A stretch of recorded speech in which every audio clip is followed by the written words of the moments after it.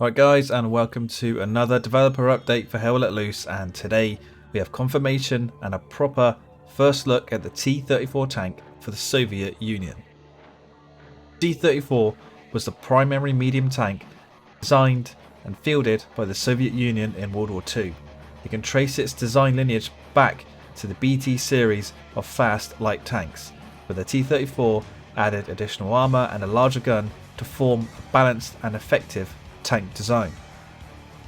The T-34 utilised the Christie type of suspension, which in conjunction with its wide tracks afforded the tank good off-road performance on muddy roads. Additional fuel tanks were mounted externally, extending the operating range of the T-34 significantly and often allowing it to drive directly into battle. One of the most distinct characteristics of the T-34 was its usage of steeply sloped armour plates on the front, side and rear. The heavily sloped armour design made the tank better protected than the armour thickness alone would indicate. The shape also saved weight by reducing the thickness required to achieve equal protection. In one wartime account, a single T-34 came under heavy fire upon encountering one of the most common German anti-tank guns at that stage of the war. Remarkably enough, one determined 37mm gun crew reported firing 23 times against a single T-34 tank, and they only managed to jam the tank's turret ring. As the war went on, the T-34 gradually lost some of its initial advantages.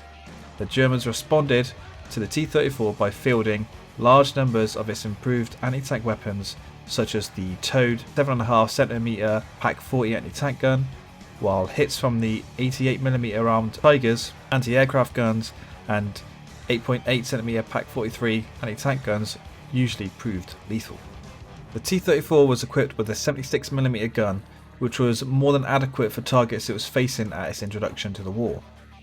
When firing APCR shells, it could pierce 92mm armour at 500 meters and 60mm armour at 1000 meters.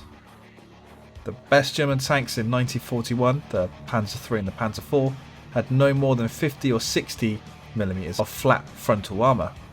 However, by 1942, the Germans had increased the hull armour on the Panzer IV to 80mm, which provided good protection at normal combat distances. The Germans also noted that the T-34 was very slow to find and engage targets, while their own tanks could typically get off 3 rounds for every one fired by the T-34. As the war progressed, the Germans created heavier tank designs like the Tiger I or the Panther, which were both immune to the 76mm gun of the T-34 when fired upon from the front. The T-34 was upgraded to the T-34-85 model. This model, with its 85mm CIS gun, provided greatly increased firepower compared to the previous 76. The 85mm gun could penetrate the turret front of a Tiger I tank from 500 meters and the driver's front plate from 300 meters, at the side angle of 30 degrees. The T-34 was not without its shortcomings, however. The bulky suspension and the sloped armour limited space inside the tank, causing no shortage of discomfort for crews. The transmission was difficult to operate and sometimes needed to be hammered between gears. They also sometimes carried a spare transmission with them in case the initial transmission failed. The turret was barely enough for 2 men to squeeze in with the 76mm gun, and thus the commander of the tank also had to fire the main gun. Optics were generally poor, and visibility at the tank was much worse than the German equivalents of the time. Overall, the T-34 was a well-armed, well-armoured, manoeuvrable vehicle which performed valiantly as the mainstay of Soviet armour. Though it did suffer with some issues with the crew and reliability, these were solid vehicles built by the Soviet Union.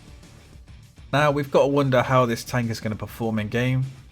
Based on its armour, I think it's going to be really tough to take down. You're really going to have to hit it in the rear to do some proper damage to it. I wonder if there's some weak spots around the tank you'll be able to exploit, maybe the external fuel canisters as well. I mean, that is a big weakness, having just some fuel strapped to your tank. I don't think the problems with the ergonomics will be represented in game. I think you're still going to have 3 people in the tank and they're just going to be fine. I also don't think the transmission issues will be represented in game. Maybe it will take a little bit longer like very slightly longer to change between the gears. Maybe they'll just do that. Who knows? Yeah, we'll wait and see for that. Let me know your thoughts of the T-34 tank in Hell Let Loose in the comments below. You've got these screenshots provided by the devs, so we get a good look at what the tank's going to look like in game. And let me know what other vehicles from the Soviets you'd like to see in Hell Let Loose. I know there's a few people out there that want to see the real big, heavy tanks that they put in towards the end of the war. But let me know down in the comments below. And if you like the video, please give it a like, subscribe for more, and thank you for watching.